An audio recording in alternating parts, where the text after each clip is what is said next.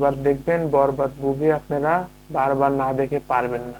আমি আপনাদের সবাইকে বললাম, বরবাদ আপনারা না দেখে পারবেন না, বরবাদ আপনারা বারবার দেখবেন, এটুকু বলতে পারি। বরবাদ আপনারাও বারবার দেখবেন।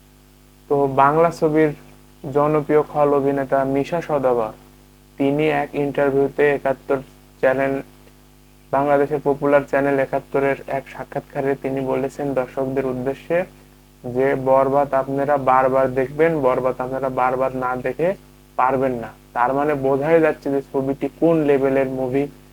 তো ভাই কি বলবো, বরবাদ মুভি নিয়ে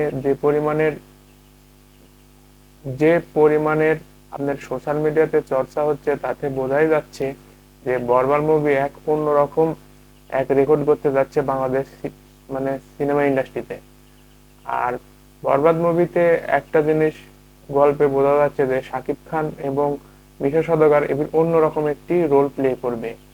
আর তারা মানে মুভির টিজার দেখে যেটুকু বোঝা গেছে যে তারা দুজনে, একজন হচ্ছে গ্যাংস্টার বাবা ও একজন গ্যাংস্টার ছেলের অভিনয় অভিনয় হয়ে থাকবে এই মুভিতে। আর যিশু সেনগুপ্ত হয়তো কোনো এক গোয়েন্দা কিংবা কোনো কিছু এক, মানে যাই হোক, তুফান মুভির মতো চঞ্চল চৌধুরীর মতো কোনো একটা পার্ট নিয়ে মানে রোল প্লে করবে। আর বরবাদ মুভিতে আমি একটা কথা বলবো যে বরবাদ মুভি এমন একটা মুভি, যে মুভি প্রিয়তমা, তারপরে রাজকুমার এবং তুফান এর সাফল্য যে পরিমাণে হয়েছে আমার মনে হয় তার থেকে অনেক বেশি হবে বরবাদ মুভিতে। আর বরবাদ মুভি রিলিজের আগে অনেক বন্ধ সিনেমা হলগুলো আস্তে আস্তে সিঙ্গেল স্ক্রিন গুলো চালু হচ্ছে।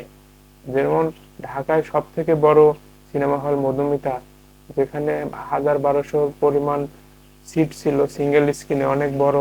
আর সেখানে হচ্ছে সাকিব খানের ঘাট, মানে সাকিব খানের ঘাঁটি এক কথা বলতে গেলে। তার সিনেমা মানে মধুমিতা হচ্ছে ব্লকবাস্টার সুপারহিট, কি বলবো ভাই।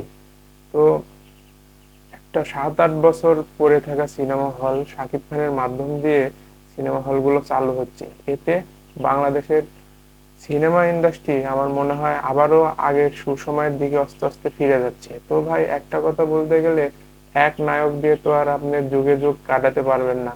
তো বাংলা সিনেমায় যদি এরকম আরো দুই একজন যদি নায়ক, সুপারস্টার নায়ক যদি আমাদের মাঝে আসে কিংবা প্রযোজকরা তৈরি করে, এতে আমাদের সিনেমা ইন্ডাস্ট্রির জন্য অনেক ভালো হবে।